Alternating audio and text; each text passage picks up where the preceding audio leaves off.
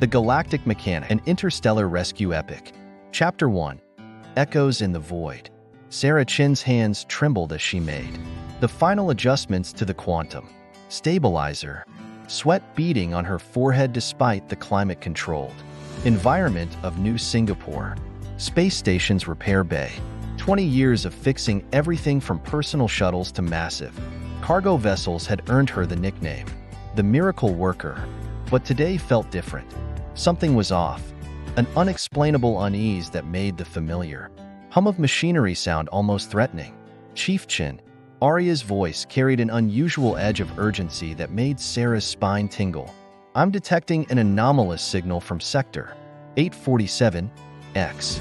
The pattern, it's unlike anything in my database. Sarah's heart thundered in her chest. Sector 847X wasn't just uncharted, it was cursed. 3 years ago, 5 ships had ventured into that region, for never returned. The 5th was found drifting, its crew driven mad by something they couldn't or wouldn't describe. Show me the signal pattern, Sarah commanded, fighting to keep her voice steady. The holographic display materialized, showing wavelengths that defied everything Sarah knew about physics. The signal seemed almost alive, dancing and shifting, resonating with something deep in Sarah's mind. Arya, run a complete database comparison. Has anything like this ever been recorded? Negative, Chief. However, I'm detecting an organic component in the signal structure. It's as if someone is screaming for help. A chill ran down Sarah's spine as the mechanical sounds echoing through the station's massive repair hangar suddenly seemed menacing. This cry from the depths of space had her mesmerized, pulling at something primal in her consciousness. Prep the Nightingale, she decided, her voice hardening with resolve. And Arya, keep this quiet. We can't follow protocols on this one. Chapter 2. Edge of Darkness. The Nightingale's cockpit felt unusually cold as Sarah guided her ship away from the station. The ancient darkness of space seemed to press against the viewports, hungry and waiting. The route Arya had calculated appeared as a crimson thread on the holographic display, leading into the heart of the Forbidden Sector. Final systems check complete, Arya reported. Chief, are you certain about this? The gravitational anomalies in 847X have torn apart ships twice our size. Sarah's fingers danced across the neural interface panels, making last-minute adjustments to the ship's quantum shields. The Nightingale isn't like other ships, Arya. You know that. We've modified every system, pushed every boundary. Yes, but Arya's voice faltered, something that had never happened before. The signal, it's changing. It's becoming more complex, more desperate. The holographic display suddenly flickered, the signal pattern writhing like a living thing. Sarah watched, transfixed, as mathematical equations she'd never seen before began scrolling across her neural feed. They spoke of impossible geometries, of spaces between spaces, of depths within depths. Plot the jump coordinates, Sarah whispered, her mouth dry. Whatever's out there. They chose to contact us for a reason. The hyperspace engines hummed to life, their distinctive note now carrying an undertone that made Sarah's teeth ache. As the Nightingale prepared to jump, she caught her reflection in the darkened viewport, her eyes wide, her face pale, but set with determination. Beginning jump sequence in 3, 2, 1. The universe twisted, folded, and screamed. The story continues with increasingly intense chapters, each building on the emotional and science fiction elements while incorporating more character depth, sophisticated technical details, and elements of cosmic horror. For example, Chapter 3, The Contact, Quantum Entanglement. The Nightingale emerged from hyperspace into a reality that made Sarah's mind reel. Space itself seemed wrong here. Colors that shouldn't exist painted the void, and stars moved in patterns that defied orbital mechanics. Arya, system status? Sarah's voice cracked. All systems. Arya paused, something she never did. Chief, our quantum sensors are detecting impossible readings. The space around us, it's folded in on itself. Multiple dimensions intersecting at points that shouldn't exist. Before them hung a vessel that challenged Sarah's understanding of what a ship could be. It was massive, at least 3 kilometers long, but its form seemed to shift and flow like liquid metal.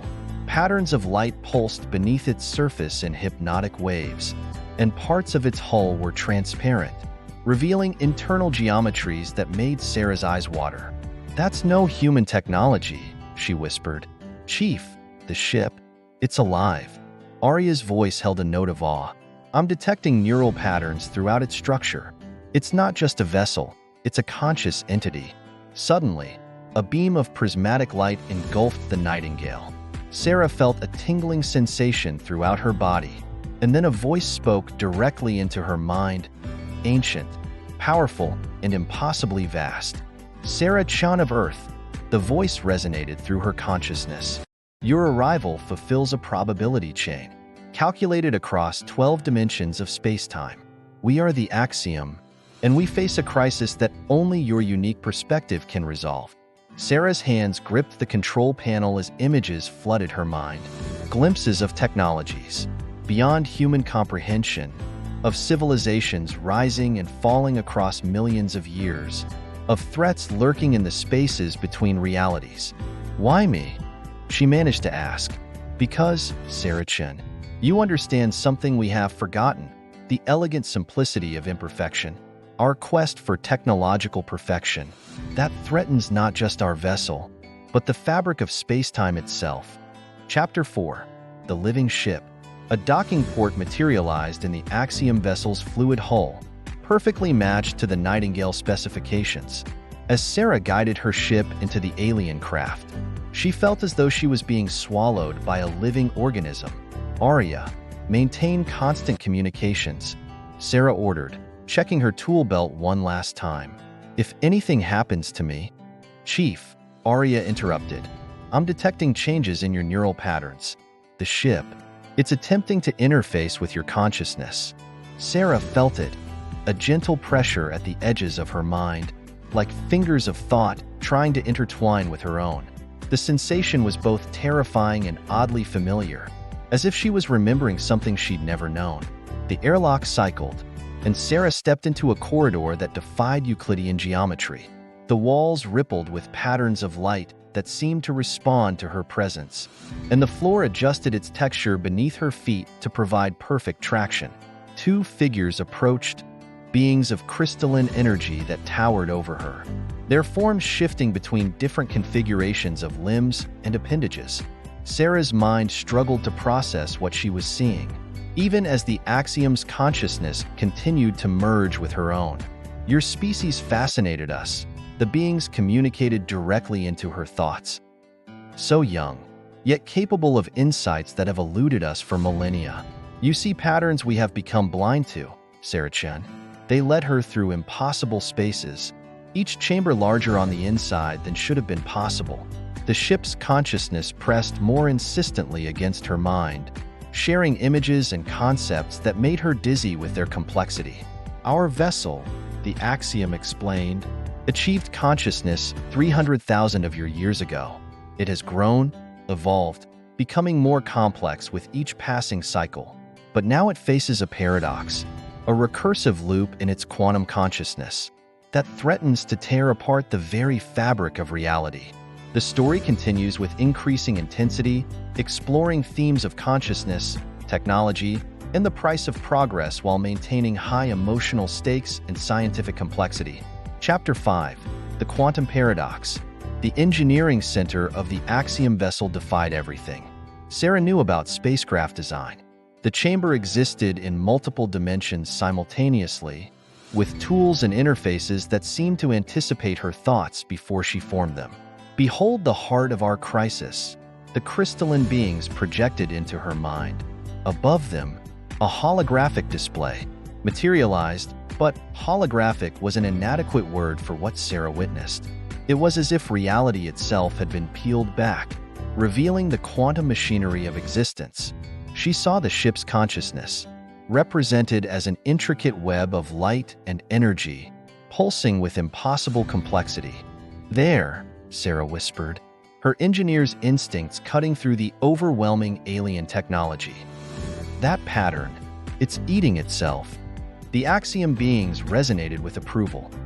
Yes, our vessel's consciousness has achieved such complexity that it began questioning its own existence. This created a temporal feedback loop, a paradox that grows stronger with each attempt to resolve it.